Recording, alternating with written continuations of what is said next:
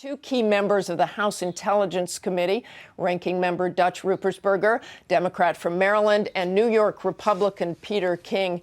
Thank you both for joining us. I want to start and go back to the threat with the embassy. I'll let you talk about what Glenn Greenwald just said in just a moment, but I want to talk about that threat. I spoke to Obama's top military advisor, General Dempsey, about the terror threat, and this is what he said. There is a significant threat stream, and we're reacting to it. Is the threat to blow up an embassy, a consulate, or something else? That part of it is unspecified, but the intent seems clear. And the intent is to what? The intent is to attack Western, not just U.S. interests. Representative Ruppersberger, let's start with you. What specifics can you tell us? You heard what John Karl reported. This sounds like a very frightening, very credible threat. Yes, it is it's a very credible threat, and it's based on intelligence. You know, what we have to do now is most important issue is protect Americans throughout the world, whether they're in the intelligence community, our military, or people in the State Department, and citizens living throughout the world. We know that al-Qaeda and other people out there want to attack us and kill us and our allies. The good news is that we picked up intelligence, and that's what we do. That's what NSA does. NSA's sole purpose is to get information and intelligence to protect Americans from attack. You heard John report operatives are in place.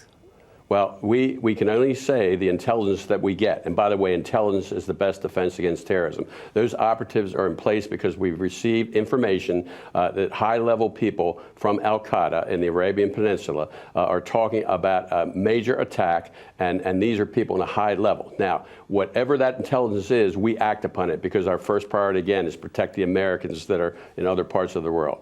Congressman King, this is also spread domestically. We're on a higher alert here in the country, or at least beefed up security.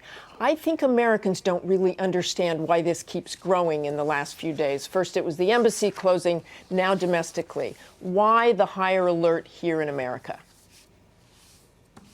Well, quite frankly, Martha, because this threat was so specific as to how enormous it was going to be, and also there were certain dates were given.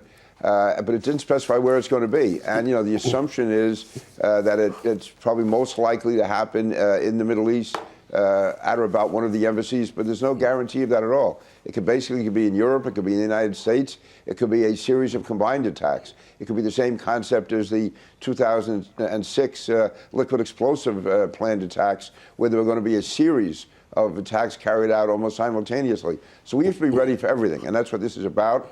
And the administration, I think, has tried to, first with the embassies, then with the global travel advisory, and also letting state and local governments know over the last several days of the nature of this threat so that we can be on guard. And this is a wake-up call. Al-Qaeda is in many ways stronger than it was before 9/11 because it's mutated and it's spread, and it can come out of some different directions. And Al-Qaeda in the Arabian Peninsula is probably the most deadly of all the Al-Qaeda affiliates. Let's focus on these embassies for a moment. Congressman Ruppersberger, if Sure. we can. Is this more a reaction to Benghazi? Because we don't know that the target is an embassy or a consulate. Look, we have to take all precautions, whatever, to protect American lives. It was unfortunate what happened with Benghazi, and we need to learn about what happened to make sure that our highest priority will be to protect Americans. So we need to take every precaution necessary, and that's what we're doing right now. Again, we're relying on intelligence, but you know we get intelligence through signals intelligence, what NSA does, and through human intelligence. But right now, we're concerned, and we're attempting to prepare ourselves to protect Americans. That's the bottom line. I want your reaction to this. The New York Times reported this Saturday that some analysts and congressional officials suggested Friday that emphasizing a terrorist threat now is a good way to divert attention from the uproar over the NSA's data collection programs, and that if it showed the intercepts had uncovered a possible plot, even better. What's your response to that? Well, I am glad you raised that issue, because the bottom line is that the NSA's job is to do foreign intelligence. The whole purpose is to collect information to protect us. We have NSA people going to work every day. This whole purpose is to get information against terrorist attacks. And these people who work at NSA are hardworking people who follow the law. In fact, we have lost 20 members of the people working for NSA in Iraq and Afghanistan attempting to get information to help the troops. Now, this issue of of metadata and that we're violating the law is just not true. That's absurd. We have checks and balances. But what Edward Snowden Yeah. leaked is very different than what we're talking about here, tracking a terrorist. Representative Right. King? Yes, I mean, as far as this being announced by the government, no, it's absolutely crazy to say there's any conspiracy here. I mean, Dutch has seen the intelligence, I've seen it. The government would have been totally negligent if it did not take the action it's taken. Whether or not there was any controversy over the NSA at all, all his actions would have been taken. So listen, I'm a Republican, but I'm saying the administration, I've had problems with the administration on different issues, but what they are doing now is what has to be done. They'd be derelict if they were not. And, we can't criticize them for doing too little with Benghazi and now criticize them for doing too much. I'm giving them credit for saying they learned from Benghazi, and that's why they're firming up the embassies. But also, as far as this worldwide alert, I think it's absolutely warranted in this situation. I want a very quick reaction from both of you, and I want to start with you, Representative Ruppersberger, because Sure. Glenn Greenwald mentioned your name specifically. Are efforts being thwarted in trying to get information for members of Congress?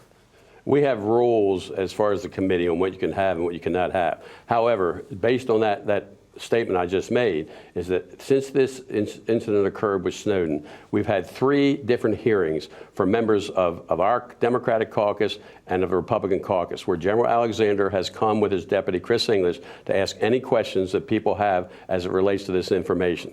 And we will continue to do that, because what we're trying to do now is to get the American public to know more about what's going on, that NSA is following the law, and that we have checks and balances. We have the courts. We have both the Senate and House Intelligence Committee. We have Justice Department. We have checks and balances here to make sure that NSA does not violate the law in what they're doing. And since these 2 programs have come into effect, especially the metadata, there's not been one incident of any member of the NSA breaking any law whatsoever. But we can do better. I have to educate my caucus more, the Democratic caucus, and we're trying to declassify as much as we can.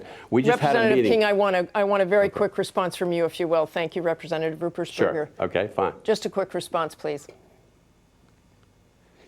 Martha, I would say that over the last several weeks, General Alexander, all his top people have come in, subjected themselves to questioning from any member of Congress at all, including those who are most critical. And I have found often that those who are most critical publicly ask the least amount of questions in private. But he's answered every question. They get the information. They sit there and they just.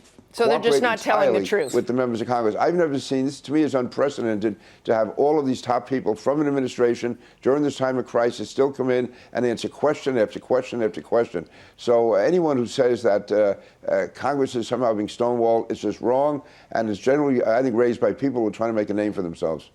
Thank you very much for joining us. Good. Thank you, Martha.